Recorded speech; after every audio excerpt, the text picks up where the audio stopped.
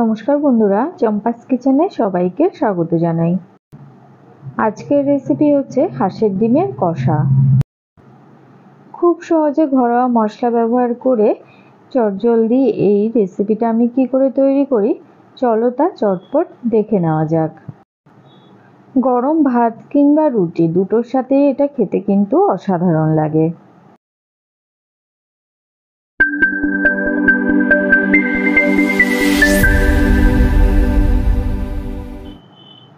তো এবারে গ্যাস জ্বালিয়ে একটা কড়াই গরমে বসাচ্ছি। হাঁসের ডিম আমি আগে থেকেই ভালো করে সেদ্ধ করে খোসা ছাড়িয়ে নিয়েছি। কড়াইতে 2 টেবিল স্পুনের মতো সর্ষের তেল দিয়ে দিচ্ছি।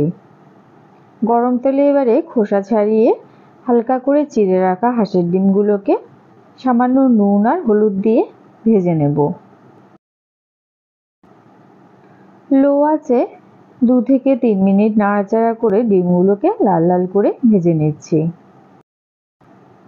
আমাদের চ্যানেল চম্পাস কিচেনের রেসিপিগুলো যদি তোমাদের ভালো লাগে তাহলে অবশ্যই চ্যানেলটাকে সাবস্ক্রাইব করে নেবে এবং পাশে থাকা বেল আইকনটাকে প্রেস করে দেবে। এতে করে যখনই আমি নতুন ভিডিও আপলোড করব সাথে সাথে নোটিফিকেশান তোমাদের কাছে পৌঁছে যাবে। কথা বলতে বলতে এদিকে ডিমগুলো লাল করে ভাজা হয়ে গেছে।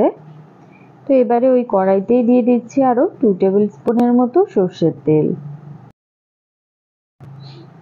গরম তেলে এবারে দিচ্ছি একটা শুকনো লঙ্কা আর একটা তেজপাতা, হাফ টিস্পুন কালো জিরে দিয়েছি।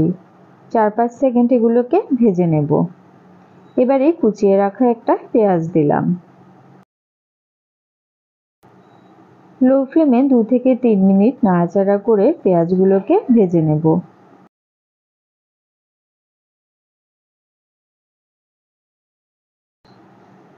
একটুখানি নাড়াচাড়া করে দিয়ে দিচ্ছি 1 টিস্পুন নুন আর 1/4 টিস্পুন হলুদ গুঁড়ো, 1/4 টিস্পুন কাশ্মীরি লঙ্কা গুঁড়ো দিলাম আর দিয়েছি সামান্য জিরে গুঁড়ো। পেঁয়াজের সাথে গুঁড়ো মশলাগুলোকেও ভালো করে ভেজে নিচ্ছি। মিক্সিং জারে আমি একটা পেঁয়াজ, একটা টমেটো, 2 কোয়া রসুনকে আর 2টো কাঁচা লঙ্কাকে সামান্য জল দিয়ে বেটে নিয়েছি। সেই মশলাটা এবারে দিয়ে দিয়েছি। মিক্সিং জারটা ধুয়ে সামান্য জল দিলাম। এবারে সমস্ত মশলাকে খুব ভালো করে কষিয়ে নেব। মশলার সম্পূর্ণ জল শুকিয়ে যখন তেল ছেড়ে আসবে তখন বুঝতে হবে মশলা ভালোভাবে কষানো হয়ে গেছে। এবারে এর মধ্যে দিয়ে দিচ্ছি আগে থেকে ভেজে রাখা হাঁসের ডিমগুলো।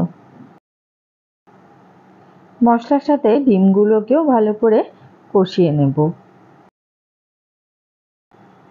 লো ফ্লেমে কিছুক্ষণ কষিয়ে নেওয়ার পরে এর মধ্যে দিয়ে দিচ্ছি খুব সামান্য হাফ কাপের মতো জল। সামান্য জল দিয়েছি, এতে করে মশলাটা খুব ভালো করে ডিমের ভেতরে ঢুকে যাবে। গ্যাসের আঁচ হাইতে করে দিয়েছি। এবারে 1/4 টিস্পুন গরম মশলা গুঁড়ো দিয়ে ভালো করে মিশিয়ে গ্যাসের আঁচ একদম লোতে করে এটাকে মোটামুটি 5 মিনিটের জন্য ঢেকে দেব।